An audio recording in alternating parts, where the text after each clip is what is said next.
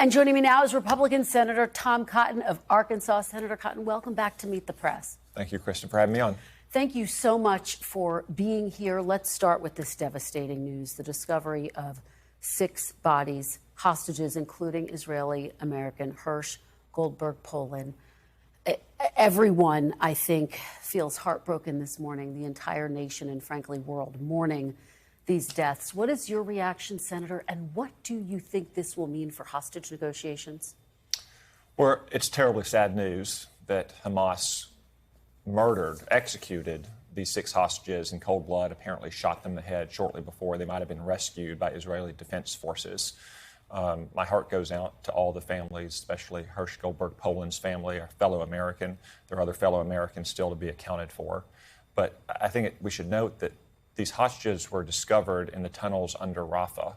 That's where Joe Biden and Kamala Harris put pressure on Israel not to enter for months, used an arms embargo to try to keep them from entering. Kamala Harris even said that Israel shouldn't enter Rafah because she had studied the maps. What the Biden-Harris administration should have done from the beginning is not pressure Israel to restrain its response, but let Israel win from the very outset. For 11 months, Joe Biden and Kamala Harris have put more pressure on Israel than they put on Hamas and Iran's other terror proxies. And, Senator, just to be clear, there, of course, is no arms embargo. It is true that the Biden administration did halt one shipment of arms out of concern over civilian casualties. No, Kristen, that's not correct. It is correct. There's no arms embargo. For weeks, the Biden-Harris administration put an embargo not just on large 2,000-pound bombs, which, of course, are needed to penetrate these deep and buried tunnels, but on things like tank rounds and artillery shells and mortar rounds. It was just one shipment of arms. It was the 2,000-pound weapons that you're talking about and 500 pounds. But it was a large category of weapons. Okay, but they have now moved forward with that. It's not an arms embargo, though, just to be very clear. That's a very specific term, and it's not an arms embargo. It was in place for many weeks, specifically to try to prevent Israel from entering Rafah, where these hostages were discovered. Yeah. If we had simply backed Israel to the hilt from October 7th, this war would probably be over. We probably would have found many more hostages alive, and there would have been fewer civilian casualties caused by Hamas's infliction of those civilian casualties on its own people. But at every turn, Joe Biden and Kamala Harris have put more pressure on Israel than they have on Iran and Hamas. And, of course, they have also argued that the U.S. stands firmly behind Israel. It was one arms shipment. Let's talk about Prime Minister Kristen, Netanyahu. it was more than it was many more. Kristen, Netanyahu, you can do your fact check thing all you want. I'm going to tell you the real facts. It was a large category of weapons, far beyond just 2,000-pound bombs. Okay, but it wasn't an arms embargo. That's my only point. It wasn't specifically an arms embargo. Let's just move forward, though, in terms of what Prime Minister Netanyahu is facing right now, because he's been facing pressure in the wake of this. He's been resistant to accepting this hostage deal. Axios' Barak Ravid reports that a senior Israeli official said, quote, "We warned Netanyahu and the cabinet ministers about this exact scenario, but they wouldn't listen." Do you believe Prime Minister Netanyahu bears any responsibility for not getting a deal sooner? No, I believe Hamas bears responsibility for not turning these hostages back over to their families and surrendering. At every turn, Benjamin Netanyahu has tried to meet the Biden administration halfway. They continue to move the goalposts. They continue to encourage and embolden Hamas. Consider what happened just a few weeks ago when the Prime Minister was here to speak at the Capitol. Kamala Harris didn't even sit behind him in a joint session of Congress, one of her few duties as vice president. Then she came out after a private meeting with him and stressed that we need a ceasefire now, which is the de facto Hamas position. What did you have 2 days later? You had Israeli children being blown up on playgrounds because every time Joe Biden and Kamala Harris put more pressure on Israel, it simply emboldens Hamas and Hezbollah and Iran. Just to be very clear, though, there is pressure on Prime Minister Netanyahu. You have people protesting in the streets. He is, of course, the leader of Israel, and that's who I'm asking you about. Do you think, and would you urge him in this moment, Senator, to get a deal given these casualties? I would urge him to finish the job against Hamas, which is exactly what Kamala Harris and Joe Biden should have done from the very beginning. Again, if we had backed Israel to the hilt, if we hadn't continually put pressure on Israel to slow and to moderate its response, Hamas would have been broken and we would have gotten more of these hostages down alive. The only time Hamas has even come close to releasing hostages is when they are on the ropes. And of course, the U.S. has given more aid, both military and monetary, to Israel than any other country. But let's well, to be exact, on. we've given hundreds of billions of dollars in relief to Iran. Well, some of that money, of course, is frozen. But let's move on to some domestic issues, if we could. The issue of abortion front and center this week. Donald Trump has gone from calling himself throughout the arc of time very pro-choice at one point. He's more recently bragged about overturning Roe v. Wade. He now says he's going to vote to keep Florida's 6-week abortion ban in place, a law he once described as terrible. How can people trust Trump on this issue when he keeps shifting his position? Well, the president's been very clear. He does not support a nationwide abortion law. In fact, there's only one candidate in this race who supports a nationwide abortion law. It's Kamala Harris. And we know what it is because the Senate proposed it and we voted on it. It is radical and extreme. It would require taxpayer funding of abortion up to the moment of birth. That's what she stands for.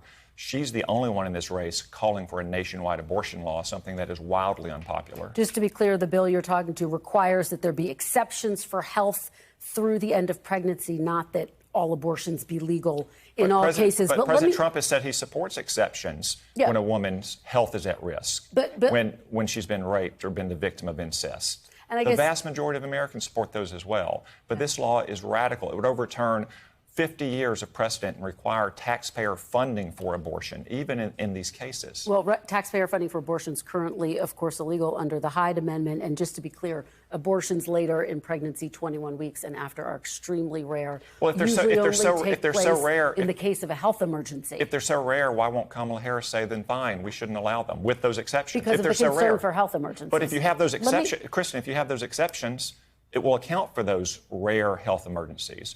So why won't she say it? But that is what the law does. It says up to the time of viability with exceptions. States are allowed to have exceptions if there are health emergencies. Kamala Harris voted against the Born Alive Victims Protection Act. She did not. Yes, she did. Senator, I was there. She voted against. I was there. She voted against it. Kristen, if these cases are so rare, she voted in the against late advancing term, the bill. If these cases are so rare in late-term pregnancy, then why won't she say, you know what, we should prohibit these with exceptions for the mother's life? Yeah. Why won't she say that? Because she is a radical on abortion. Just to be clear, she voted against advancing the bill twice when she was senator. She's called it extreme. Let me ask you about something else. I interviewed J.D. Vance last week. He told me Donald Trump would veto a federal abortion ban if it came to his desk.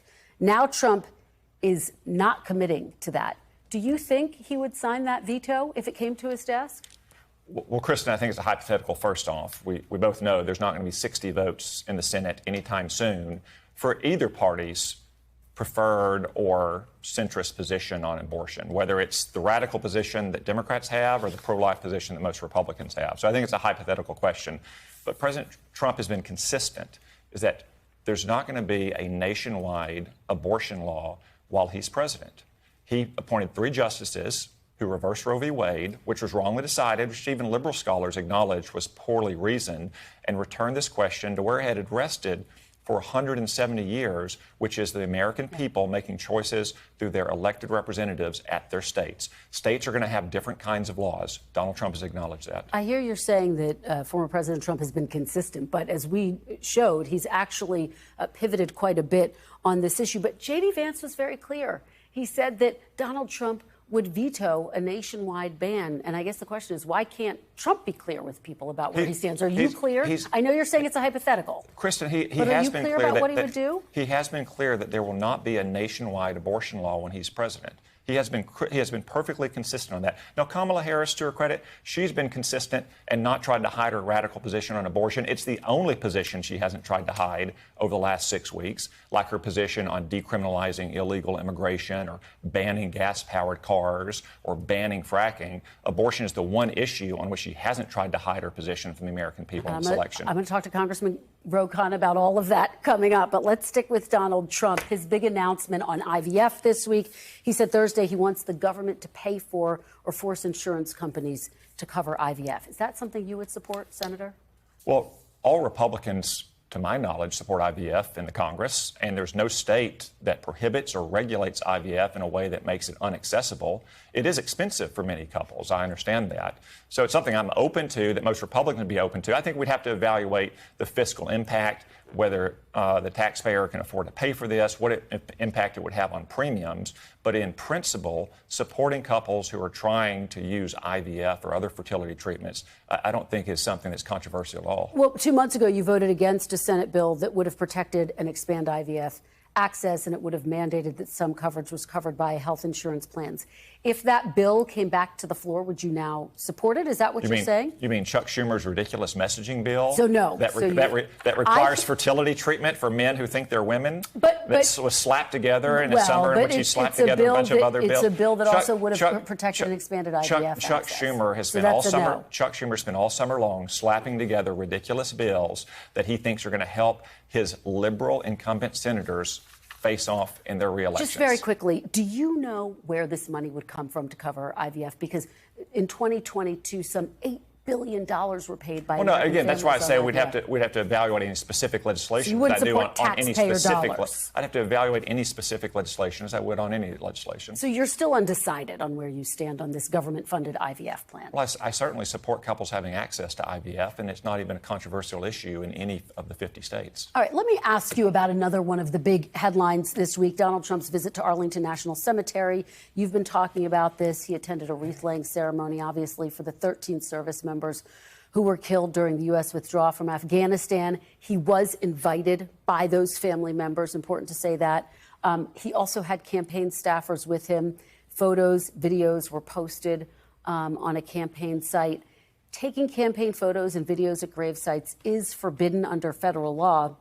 You, of course, served at Arlington Cemetery in the Old Guard, so I know that this is a sacred place for you.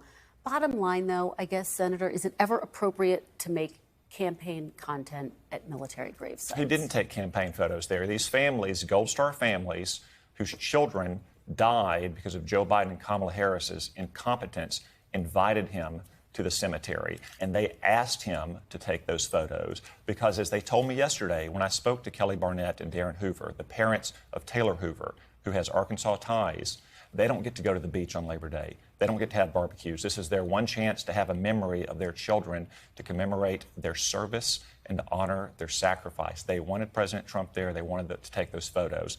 You know who the families also invited? Joe Biden and Kamala Harris. Where were they? Joe Biden was sitting at a beach. Kamala Harris was sitting at her mansion in Washington, D.C. She was 4 miles away. 10 minutes. She could have gone to the cemetery and honored the sacrifice of those young men and women. But she hasn't. She never has spoken to them or taken a meeting with them. Well, they did meet with them during the dignified transfer. It's because of they were with them at the dignified transfer.